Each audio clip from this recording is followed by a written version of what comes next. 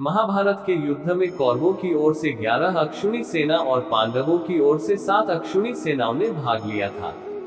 यानी इस युद्ध में सभी महारथियों और सेनाओं को मिलाकर करीब 50 लाख से अधिक लोगों ने भाग लिया था। लेकिन यहाँ अब सवाल ये उठता है कि इतनी विशालकाय सेना के लिए युद्ध के दौरान भोजन कौन बनाता था और कैसे ये सब प्रबंध करता था। और सबसे बड़ा सवाल यह है कि जब हर दिन हजारों लोग मारे जाते थे तो शाम को किस हिसाब से खाना बनता था।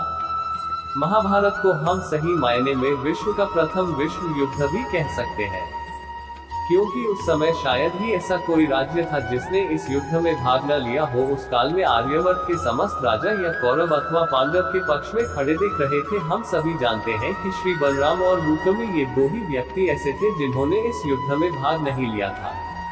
किंतु एक और राज्य ऐसा था जो युद्ध क्षेत्र में होते होते ही युद्ध से विरक्त था, और वो राज्य था दक्षिण का ओडिपी राज्य। महाभारत में वर्णित कथा के अनुसार जब इस राज्य के राजा अपनी सेना के साथ कुरुक्षेत्र पहुंचे तो कौरव और पांडव दोनों ने उन्हें अपने अपने पक्ष में लेने प्रयत्न करने लगे।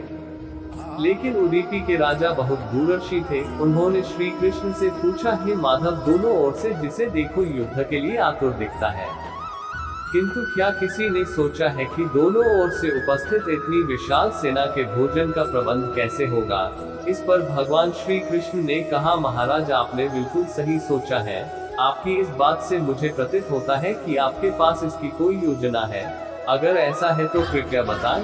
उसके बाद उडुपी नरेश ने कहा कि सत्य तो यह है कि भाइयों के बीच हो रहे इस युद्ध को मैं उचित नहीं मानता, इसी कारण इस युद्ध में भाग लेने की इच्छा मुझे नहीं है। किंतु ये युद्ध अब टाला भी नहीं जा सकता, इस कारण मेरी यही इच्छा है कि मैं अपनी पूरी सेना के साथ यहाँ उपस्थित होकर समस्त सेना के लिए भोजन का प्रबंध करूं। राजा की बात सुनकर भगवान श्री कृष्ण ने कहा, आपका विचार उत्तम है।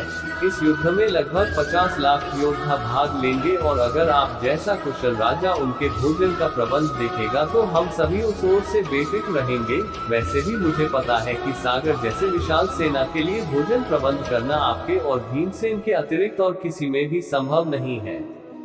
किंतु भीमसेन इस युद्ध से विरक्त नहीं हो सकते, इसलिए मेरी आपसे प्रार्थना है कि आप अपनी सेना सहित दोनों ओर की सेनाओं के भोजन का भार संभालिए।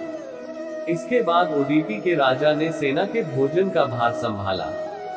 पहले दिन उन्होंने उपस्थित सभी योद्धाओं के लिए भोजन का प्रबंध किया।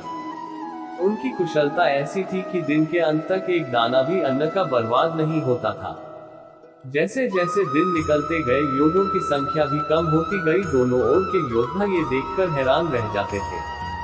हर दिन के अंत तक उडुपी नरेश केवल उतने लोगों का भोजन बनवाते थे जितने वास्तव में उपस्थित रहते थे। किसी को समझ नहीं आ रहा था कि आखिर उन्हें ये कैसे पता चल जाता है कि आज कितने योद्धा मृत्यु को प्राप्त होंगे, ताकि उस आधार पर भोजन की व्यवस्था करवा सके। इतनी विशाल सेना के लिए भोजन का प्रबंध करना अपने आप में ही एक आश्चर्य था, और उस पर भी इस प्रकार की अन्न का एक दाना भी बर्बाद ना हो, जो एक किसी चमत्कार से कम नहीं था। आखिरकार जब 18वें दिन युद्ध समाप्त हुआ और पांडवों की जीत हुई, अपने राज्य अभिषेक के दिन आखिरकार युधिष्ठिर ने उडुपी राजा से पूछ ही लिया कि समस्त देशों के राजा हमारी प्रशंसा कर रहे हैं कि किस प्रकार हमने कम सेना होते हुए भी हमने उस सेना को परास्त कर दिया जिसका नेतृत्व पितामह भीष्म, गुरु द्रोण और हमारे भ्राता जैसे महारथी कर रहे थे। लेकिन मुझे लगता है कि सबसे अधिक प्रशंसा के पात्र आप हैं, जिन्होंने न केवल इतनी विशाल सेना के लिए भोजन का प्रबंध किया,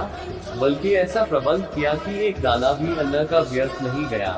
मैं आपसे इसका रहस्य जानना चाहता हूँ। अपने जवाब में उडुपी नरेश ने कहा कि सम्राट, आपने जो इस युद्ध में विजय पाए है उसका श्रेय किसे देंगे। इस पर सम्राट ने कहा, श्री कृष्ण के अतिरिक्त इसका श्रेय और किसी को दिया ही नहीं जा सकता है।